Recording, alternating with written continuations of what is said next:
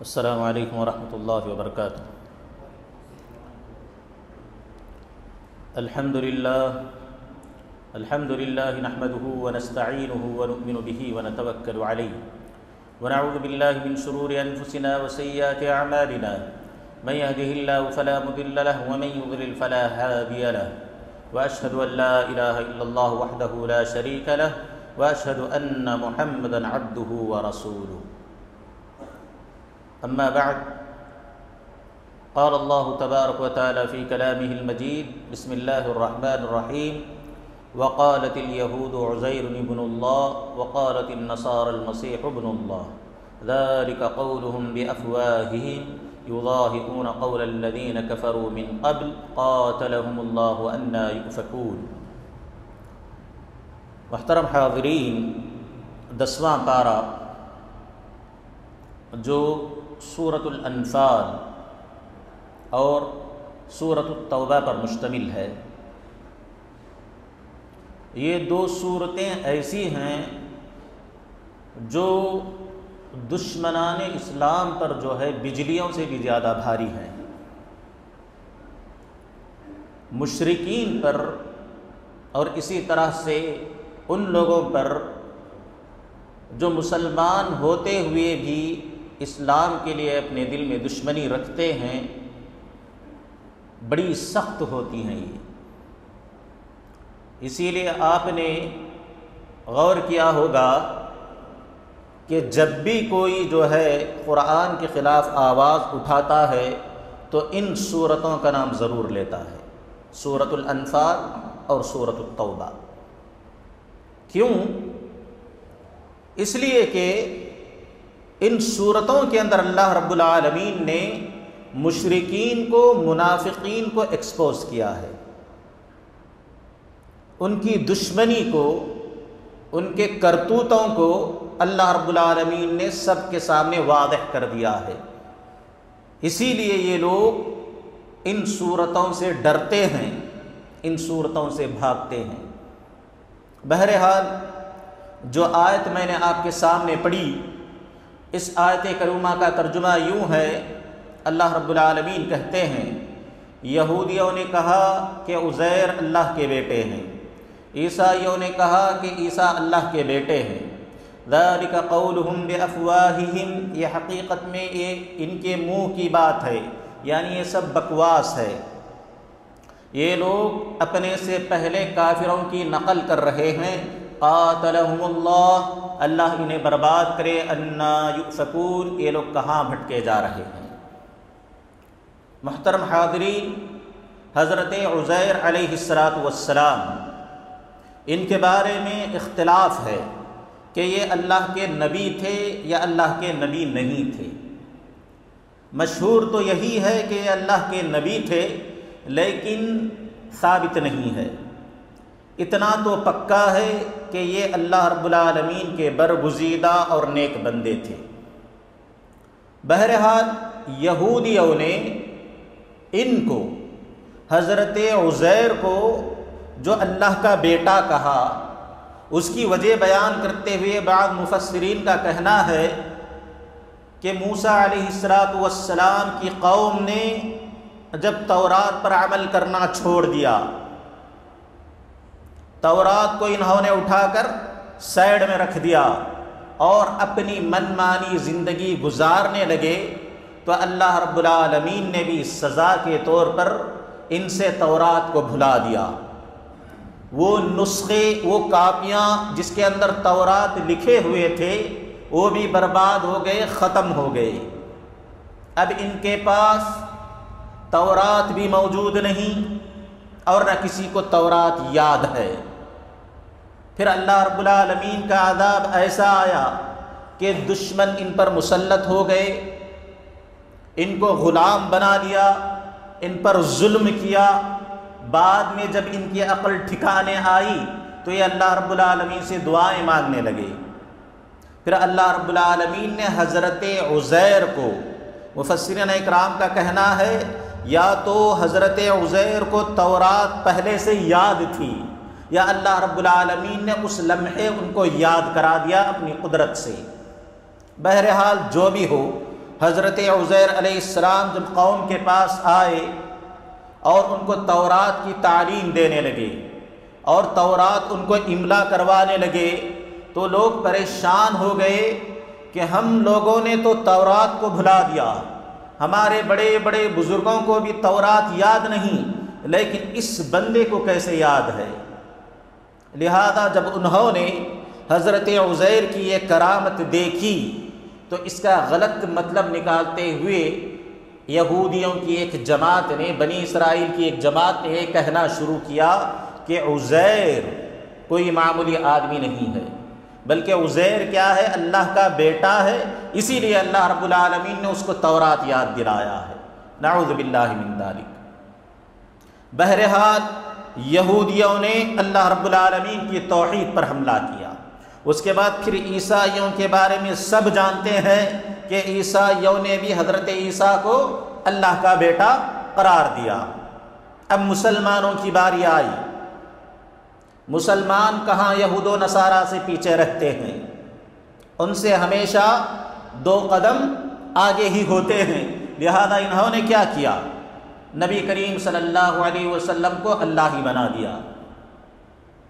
ابھی بھی کچھ علماء کرام ہیں جو یہ مانتے ہیں، اور کچھ لوگ ہیں جن کا عقیدہ یہ ہے کہ نعوذ باللہ من ذالک، نبی کریم صلی اللہ علیہ وسلم جو تھے وہ حقیقت میں اللہ ہی تھے جو ہماری ہدایت کے لیے عرش سے مدینے آئے تھے۔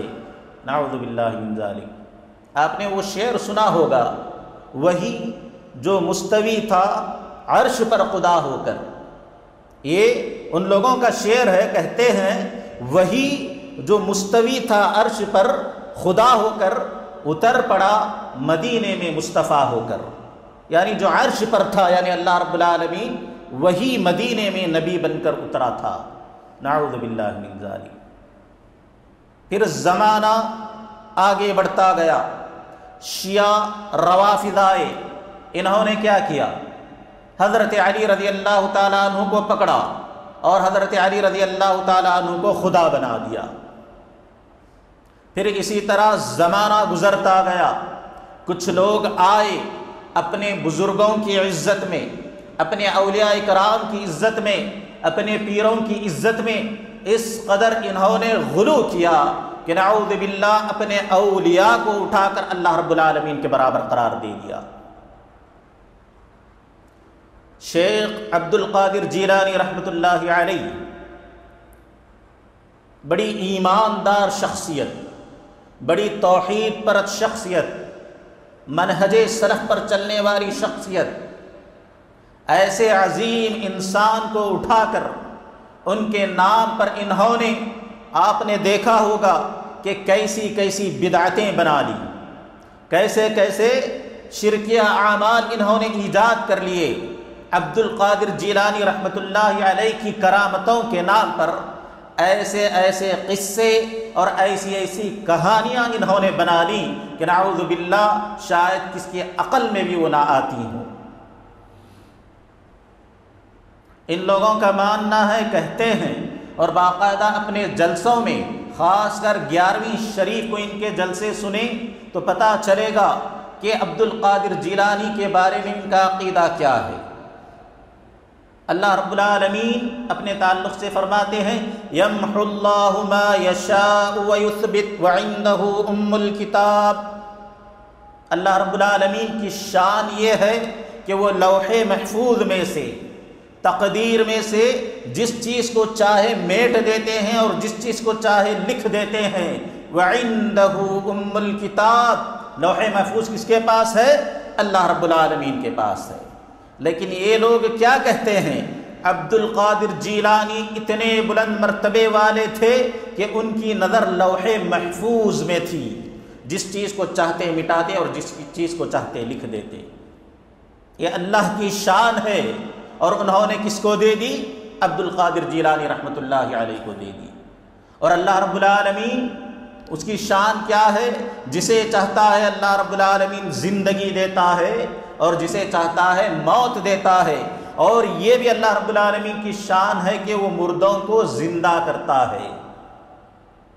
آپ ان کے قصے پڑھیں گے تعجب ہوگا۔ کہتے ہیں کہ ایک مرتبہ عبد القادر جیلانی رحمۃ اللہ علیہ کسی قبر کے پاس سے گزر رہے تھے۔ قبر بھی کس کی تھی؟ گویے کی، سنگر کی، گانے والے کی۔ تو یہ آگے بڑھے اور کہنے لگے قم قم بإذنی، میرے حکم سے کھڑا ہو جا۔ حضرت عیسیٰ علیہ السلام اللہ کے نبی، یہ اگر معجزے کے طور پر اللہ رب العالمین کی قدرت سے اگر کسی مردے کو زندہ کرنا ہوتا تو کیا کہتے؟ قم بإذن اللہ، اللہ کے حکم سے کھڑا ہو جا۔ یہ لوگ مانتے ہیں، ان کا عقیدہ ہے کہ عبد القادر جیلانی جو ہے کسی مردے کو، مرے ہوئے انسان کو قم بإذنی، اپنی مرضی سے زندہ کرتے تھے۔ اللہ اکبر کبیرہ۔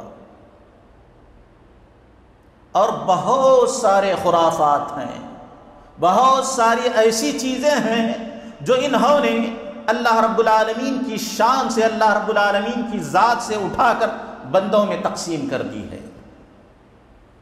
اللہ رب العالمین کی توحید کی، اللہ رب العالمین کی شان کی، اللہ رب العالمین کی قدر و عظمت کی انہوں نے دھجیاں اڑا دی ہیں۔ اسی لیے اللہ رب العالمین نے کہا وَمَا قَدَرُ اللَّهَ حَقَّ قَدْرِهِ، اور ان ظالموں نے، ان زمین والوں نے اللہ رب العالمین کی ایسی قدر نہیں کی جیسے قدر کرنے کا اس کا حق تھا۔ ہر آدمی نے اپنی مرضی سے جس کو چاہا خدا بنا دیا، جس چیز کی چاہی عبادت کرنے لگ گئے۔ یہ کیا ہو رہا ہے؟ اللہ اکبر۔ اللہ رب العالمین سب کو ہدایت دے، اور افسوس ہوتا ہے چند علماء کرام پر، افسوس ہوتا ہے کچھ علماء کرام پر جنہوں نے حلوہ پوری، کھیر پوری کو اپنا مذہب بنا لیا ہے۔ ان لوگوں کو اپنی جیب بھرنے کے سوا، اپنا پیٹ بھرنے کے سوا کوئی مقصد نظر نہیں آتا۔ چند پیسوں کے لیے، چند خوشیوں کے لیے لوگوں کے ایمان سے کھیلا جا رہا ہے، لوگوں کے عقیدوں کو برباد کیا جا رہا ہے۔ نہ جانے اب تک کتنے لوگوں کو انہوں نے جہنم کے گڑھے میں پہنچا دیا ہے۔ اللہ بچائے ایسے برے علماء اکرام سے۔ نبی کریم صلی اللہ علیہ وسلم نے پہلے ہی پیشن گوئی فرما دی تھی کہ ایک زمانہ آئے گا، کچھ علماء اکرام پیدا ہوں گے علم سے بالکل خالی، علم سے بالکل خالی، نہ قرآن کی بات کریں گے نہ حدیث کی بات کریں گے، خود بھی گمراہ ہوں گے اور لوگوں کو بھی گمراہ کریں گے۔ قرآن کی آیات کو توڑ مروڑ کر، احادیث کو توڑ مروڑ کر اپنے مطلب پر فٹ کرتے ہوئے لوگوں کے سامنے بیان کریں گے۔ آج بہت سے علماء کرام ہیں ایسے جو جن کو بدعت بدعت نظر نہیں آتی، شرک شرک نظر نہیں آتا، ہر چیز جو ہے ولی کی تعظیم نظر آتی ہے ان کو، اور اللہ رب العالمین کے لیے ان کے پاس کوئی تعظیم نہیں۔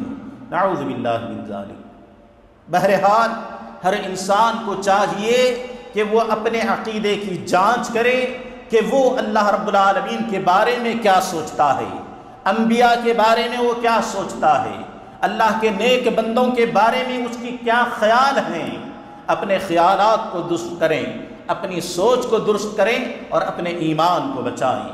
بہرحال اللہ رب العالمین سب کو ہدایت دے اور سب کے عقیدے کو درست کرے، آمین۔ آگے اللہ رب العالمین نے ایک آیت میں یوں بیان فرمایا استغفر لهم او لا تستغفر لهم ان تستغفر لهم 70 مرة فلن يغفر الله لهم ذلك بأنهم كفروا بالله ورسوله والله لا يهدي القوم الفاسقين۔ اللہ اپنے نبی کریم صلی اللہ علیہ وسلم کو مخاطب کرتے ہوئے کہہ رہا ہے کہ اے نبی، آپ ان کے لیے مغفرت طلب کریں یا نہ کریں، یا اگر آپ ان کے لیے 70 مرتبہ بھی معافی مانگیں فَلَن يَغْفِرَ اللَّهُ لَهُمْ، اللہ رب العالمین ان کو معاف کرنے والے نہیں ہیں، ہرگز ہرگز معاف نہیں کریں گے۔ کن کو؟ کن کے بارے میں ہے یہ آیت؟ کسی کو پتا ہے؟ منافقین کے بارے میں۔ کس کے بارے میں؟ منافقین کے بارے میں۔ منافقین ایک کیسے وجود میں آئے، اس کے بارے میں مفسرین اور سیرت لکھنے والے لکھتے ہیں کہ مدینے کے اندر جو لوگ تھے ہجرت سے پہلے، ابھی نبی کریم صلی اللہ علیہ وسلم مکہ میں تھے، تو یہاں پر مدینے کے جو لوگ تھے انہوں نے سوچا کہ ہم اپنا ایک سردار بنا لیتے ہیں۔ ان کا کوئی سردار نہیں تھا، آپس میں لڑتے رہتے تھے، تو انہوں نے سوچا کہ ایک سردار بنا لیتے ہیں، اس کے حکم کے تابع ہو جاتے ہیں اور اپنے جو بھی مسئلے ہوں گے اس سے حل کرواتے ہیں۔ ابھی یہی باتیں، یہی کاروائیاں چل رہی تھیں کہ نبی کریم صلی اللہ علیہ وسلم اللہ رب العالمین کے حکم سے ہجرت کر کے مدینہ پہنچے۔ مدینہ پہنچنے کے بعد نبی کریم صلی اللہ علیہ وسلم نے سب سے پہلے مہاجرین اور انصار کے درمیان بھائی چارہ کروایا۔ اس کے بعد آپ صلی اللہ علیہ وسلم دعوتی مشن میں بزی ہو گئی، اور نبی کریم صلی اللہ علیہ وسلم کے رہتے ہوئے بھلا کون سردار بن سکتا ہے؟ لہذا سارے مسلمانوں نے، مدینے والوں نے نبی کریم صلی اللہ علیہ وسلم کو اپنا سردار مانا، اپنے مسئلے نبی کریم صلی اللہ علیہ وسلم سے حل کروانے لگے، نبی کریم صلی اللہ علیہ وسلم سے دین سیکھنے لگے، اخلاق سیکھنے لگے۔ تو وہ آدمی جس کو مدینہ والے نبی کریم صلی اللہ علیہ وسلم سے سردار بنانا چاہ رہے تھے، کیا نام تھا اس کا؟ پتا ہے آپ کو؟ عبداللہ بن ابی ابن سلول، اس کا نام عبداللہ تھا۔ اس نے جب دیکھا کہ میری سرداری ختم، میری عزت ختم ہے، اب کوئی بھی آدمی مجھے بھاؤ نہیں دے گا، تو وہ نبی کریم صلی اللہ علیہ وسلم کی دشمنی میں جل بھن گیا۔ نبی کریم صلی اللہ علیہ وسلم سے، آپ کے سچے ساتھیوں سے حسد کرنے لگا، جلنے لگا۔ یہ صرف اکیلا نہیں تھا، اس کی ایک بڑی جماعت تھی۔ لہذا انہوں نے سوچا کہ ہم لوگ اگر ان کو تباہ کرنا ہو، مسلمانوں کو اگر تباہ کرنا ہو، اور نعوذ باللہ نبی کو اگر مدینے سے نکالنا ہو، تو ہم کو سب سے پہلے ظاہری طور پر مسلمان بننا ہوگا۔ اندر سے جو ہم ہیں وہی رہیں گے، لیکن بظاہر مسلمان بنیں گے اور اس کے بعد مسلمانوں کے خلاف سازشیں کریں گے۔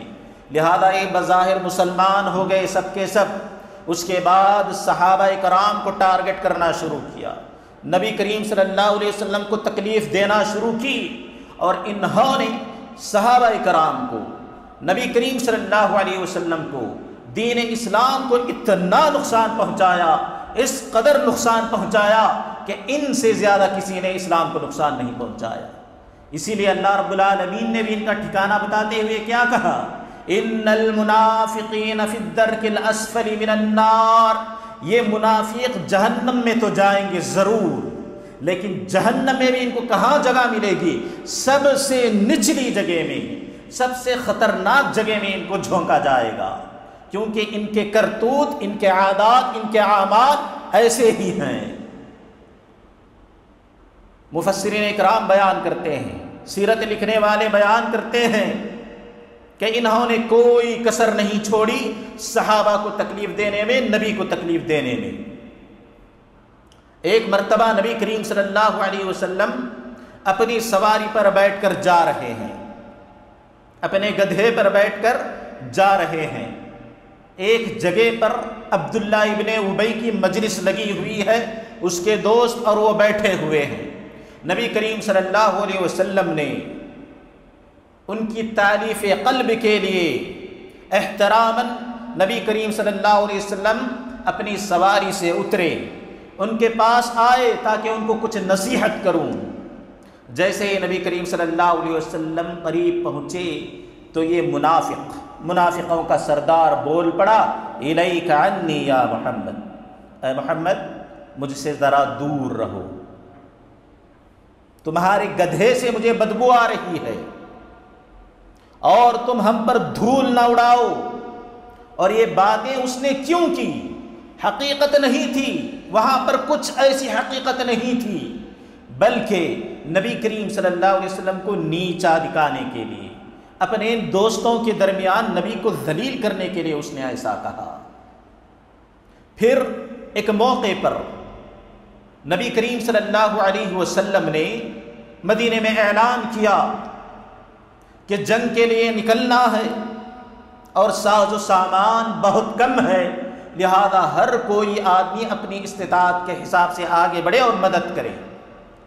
صحابہ کرام اپنی اپنی استطاعت کے حساب سے نبی کریم صلی اللہ علیہ وسلم کے پاس اپنے صدقات لانے لگے۔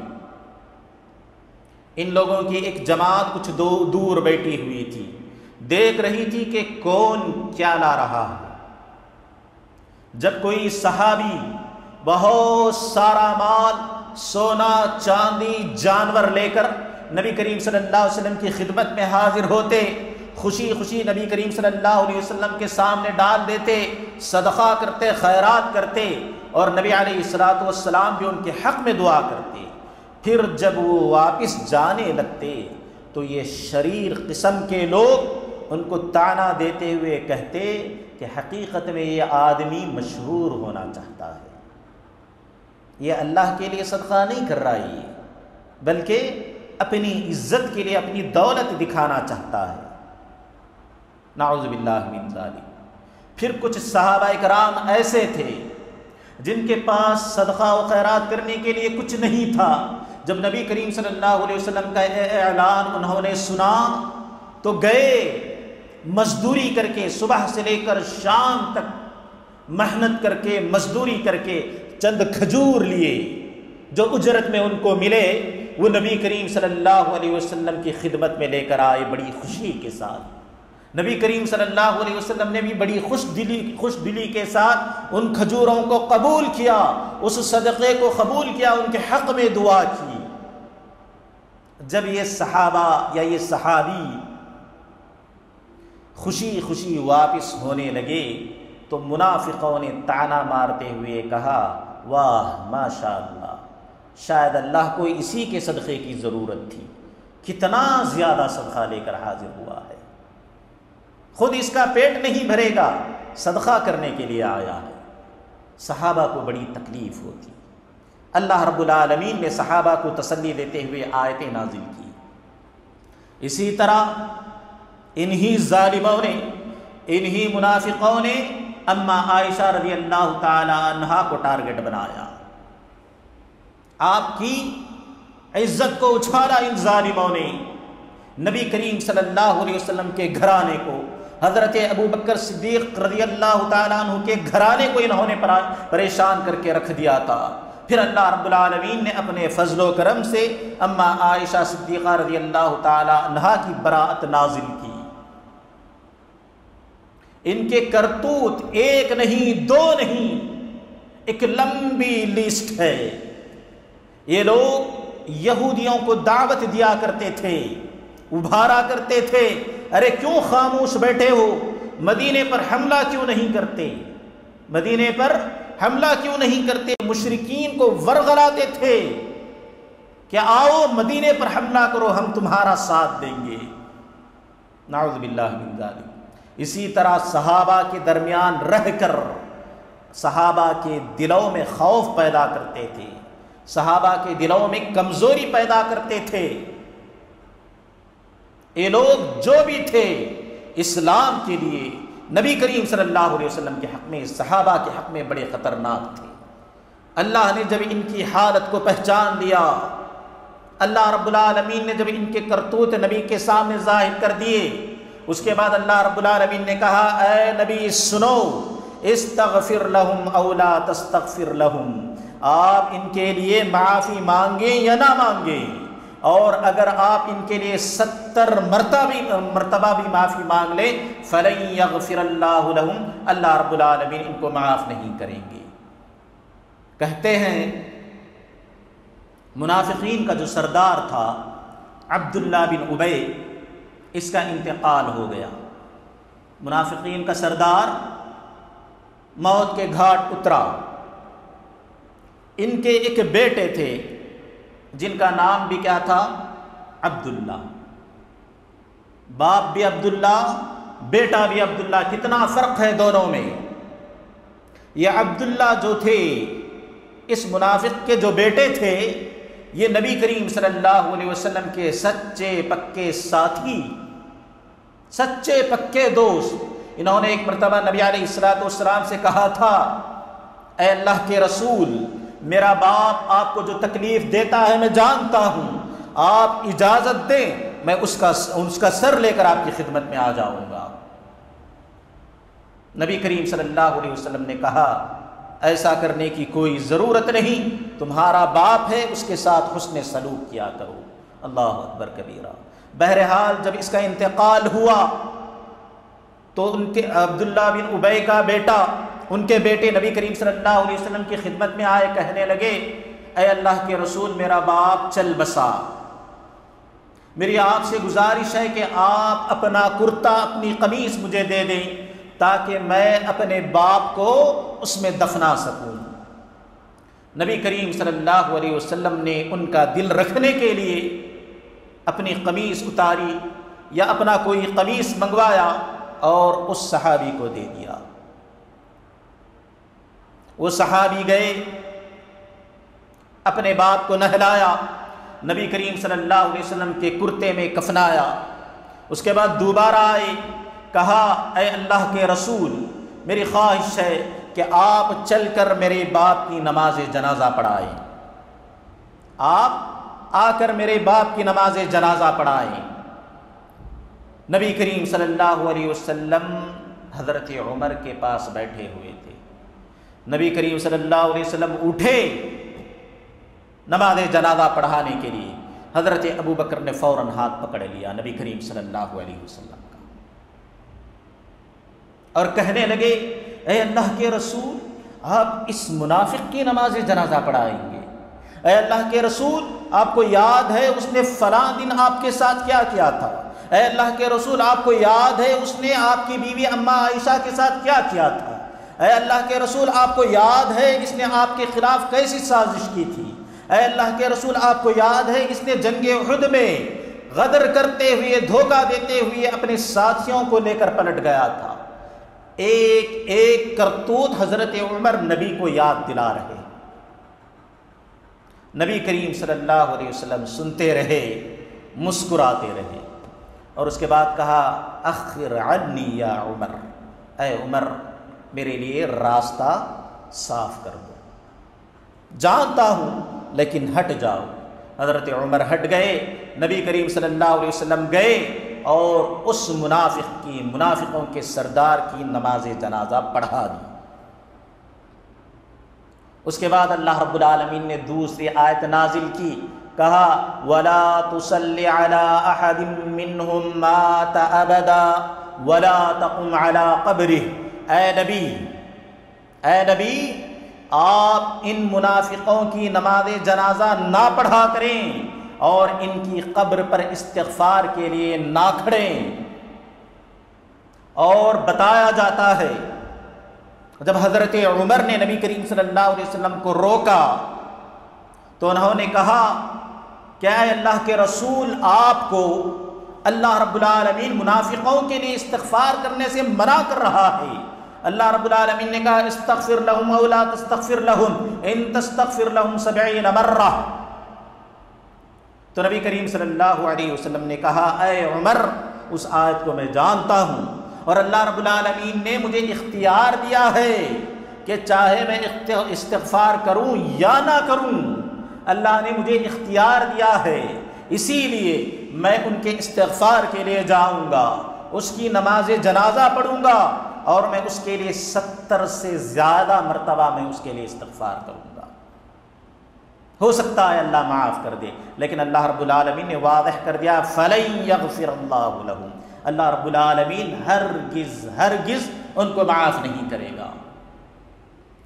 میرے محترم بھائیو، حسد کتنی خراب چیز ہے، ذرا اس بات سے اندازہ لگائیں۔ اس سے پہلے بھی میں نے آپ کے سامنے ذکر کیا کہ آسمان میں ابلیس نے حسد کیا، حضرت آدم علیہ السلام سے، وہاں سے نکال دیا گیا، انجام کیا ہوا؟ کافر ہوا، اور آخرت میں انجام کیا ہوگا؟ ہمیشہ کے لیے جہنم میں جائے گا۔ اور یہاں پر اس منافق نے نبی کریم صلی اللہ علیہ وسلم سے حسد کیا، نبی کریم صلی اللہ علیہ وسلم کی عظمت دیکھ کر، ان کی عزت دیکھ کر اندر جلنے لگا اور سازشیں کرنے لگا۔ تو انجام کیا ہوا؟ منافق بنا، اور جب جہنم میں بھی جائے گا تو جہنم کے اندر سب سے نچلے طبقے میں اس کی جگہ ہوگی۔ اور اس واقعے کو اگر آپ غور سے پڑھیں، یہ منافقین کا جو واقعہ ہے، نبی کریم صلی اللہ علیہ وسلم نے نماز پڑھائی، استغفار کیا، لیکن اللہ رب العالمین نے قبول نہیں کیا۔ یہاں پر بہت سارے ان لوگوں کو جو اپنے ولیوں پر بھروسہ کر کے بیٹھے ہیں، جو اپنے باباؤں پر بھروسہ کر کے بیٹھے ہیں، جو اپنے بڑوں پر بھروسہ کر کے بیٹھے ہوئے ہیں، ان کے لیے عبرت ہے۔ اللہ کے بندو، اگر تمہارے پاس عمل نہیں ہے، تمہارے پاس اگر توحید نہیں ہے، اگر تمہارے پاس صحیح عقیدہ نہیں ہے، جناب محمد رسول اللہ صلی اللہ علیہ وسلم بھی تمہارے حق میں سفارش کریں، اور 70 مرتبہ سفارش کریں، اور 70 سے زائد مرتبہ بھی سفارش کریں، اللہ رب العالمین نہیں قبول کریں گے۔ واضح ہے، اللہ رب العالمین نے کہا استغفر لہم او لا تستغفر لہم ان تستغفر لہم 70 مرہ، 70 مرتبہ بھی استغفار کر لیں، اللہ رب العالمین ان کو نہیں بخشنے والا۔ آج کس بھروسے پہ ہم بیٹھے ہوئے ہیں؟ صبح دیکھو شام دیکھو، بدعتوں کے اندر الجھے ہوئے ہیں، شرکیہ اعمال میں پڑے ہوئے ہیں، چور باباؤں کے پاس جا کر، چور ولیوں کے پاس جا کر تعویذیں لکھواتے ہیں، پلیتے لکھواتے ہیں کہ مرنے کے بعد ہمارے کفن میں اس کو رکھا جائے تاکہ ہمیں عذاب قبر سے نجات ملے اور آخرت میں ہمیں جنت ملے۔ جنتی دروازہ بنایا جاتا ہے، اعلان کیا جاتا ہے، دعوت دی جاتی ہے کہ آؤ جنتی دروازہ ہمارے پاس ہے، اگر کوئی یہاں سے گزرے گا تو جنت پکی ہے۔ اور اس بندے کا عمل اگر آپ دیکھیں گے، شرک میں ڈوبا ہوا، اللہ رب العالمین کے کفر میں ڈوبا ہوا، بدعتوں میں ڈوبا ہوا۔ ارے اللہ کے بندو، اللہ نے عقل دیا ہے، سوچو، جب عمل درست نہیں، عقیدہ درست نہیں، نبی کا استغفار کام نہیں آ سکتا، تو ان چور باباؤں کے یہ پلیتے تعویذ تمہیں کیا بچائیں گی؟ اپنے ایمان کی فکر کرو، اپنا پیسہ برباد مت کرو، اپنا ایمان برباد مت کرو۔ صحیح علماء کرام جو ہیں ان سے رجوع کرو، صحیح عقیدہ سیکھو اور صحیح باتوں پر عمل کرنے کی کوشش کرو، نبی علیہ السلام کی شفاعت نصیب ہوگی، ورنہ کہیں کے نہیں رہو گے۔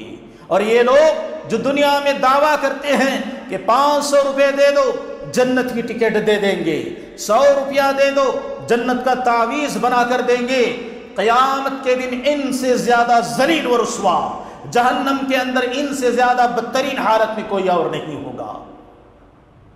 یہ لوگ خود تو جہنم کے اندر جائیں گے، تمہیں بھی جہنم کے اندر لے جائیں گے۔ اسی لیے میرے محترم بھائیو، قرآن تمہارے سامنے ہے، حدیث تمہارے سامنے ہے، قرآن و حدیث کا صحیح علم رکھنے والے تمہارے سامنے ہیں، ان سے رجوع کریں، اپنے عقیدے کی اصلاح کریں، اور ان غلط لوگوں سے، غلط علماء کرام سے، ان غلط ولیوں سے اور باباؤں سے اپنے ایمان کو بچائے رکھیں۔ اللہ رب العالمین سے دعا ہے کہ اے الہ العالمین، جانے انجانے میں اگر کوئی خطا ہوئی ہو تو اپنے فضل و کرم سے تو معاف فرما۔ اے الہ العالمین، جب تک تو زندہ رکھ، توحید پر زندہ رکھ، اور جب موت آئے تو اسلام کی حالت میں، توحید کی حالت میں موت آئے۔ اے الہ العالمین، ہماری ٹوٹی پھوٹی عبادتوں کو اپنے فضل و کرم سے تو قبول فرما۔ اے اللہ، ہمارے روزوں کو، ہماری تراویح کو اور ہماری نمازوں کو اپنے فضل و کرم سے تو قبول فرما۔ آمین ثم آمین یا رب العالمین۔ السلام علیکم ورحمۃ اللہ وبرکاتہ۔